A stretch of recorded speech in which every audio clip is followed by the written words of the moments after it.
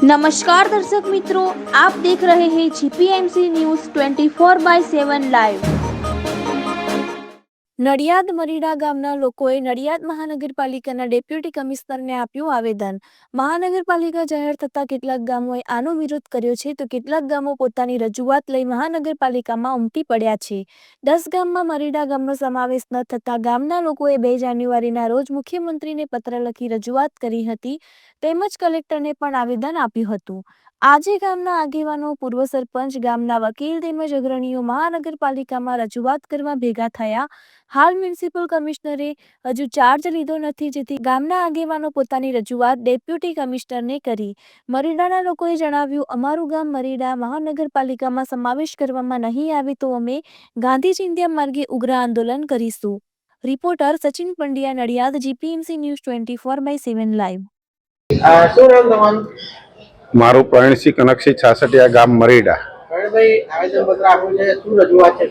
આવેદન પત્ર આપવામાં આવ્યું છે કે 22 ગામનો સમાવેશ કરવામાં આવ્યો તો એમાં 10 જ ગામનો સમાવેશ કર્યો અને 10 ગામ કરતા નજીકમાં અમારું મરીડા ગામ છે, 2 જ કિલોમીટરના અંતરે છે।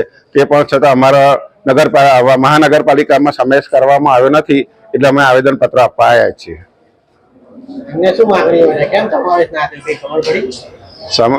એ જાણવા માટે જ અમે અત્યારે આવ્યા છીએ કે ભાઈ અમારા મરીડા ગામ 2 કિલોમીટરના અંતરે આવેલું છે, તે છતાં કેમ સમાવેશ કરવામાં નથી આવ્યો। દિનેશભાઈ રાઠોડ, મરીડા ગામનો નાગરિક છું। ગત તારીખ 1 જાન્યુઆરીના રોજ ગુજરાત સરકાર દ્વારા 9 મહાનગરપાલિકા જાહેર કરવામાં આવી, એમાં નડિયાદ મહાનગરપાલિકા પણ જાહેર કરવામાં આવેલી છે। નડિયાદ મહાનગરપાલિકા જાહેર કરી એટલે અમે આનંદની લાગણી વ્યક્ત કરીએ છીએ, પરંતુ નડિયાદની અડીને આવેલું, નડિયાદના સીમામાળામાં આવેલું અમારું મરીડા ગામ એ સાવ નજીક ગામ છે।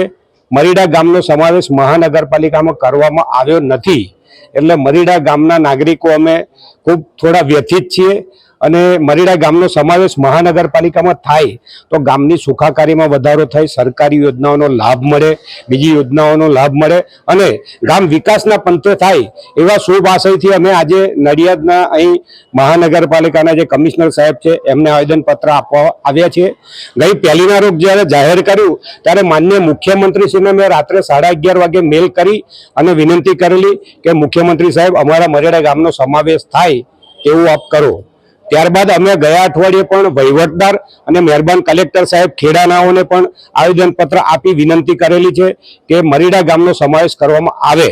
અને આજે જ્યારે વહીવટદાર શ્રી ચાર્જ લેવાના હતા તે પ્રસંગે પણ અમે હાજર રહી મરીડા ગામનો સમાવેશ કરવામાં આવે તેવી વિનંતી લઈ અને ગામના નાગરિકો, એડવોકેટ અને પૂર્વ સરપંચ શ્રી આવેલા છે।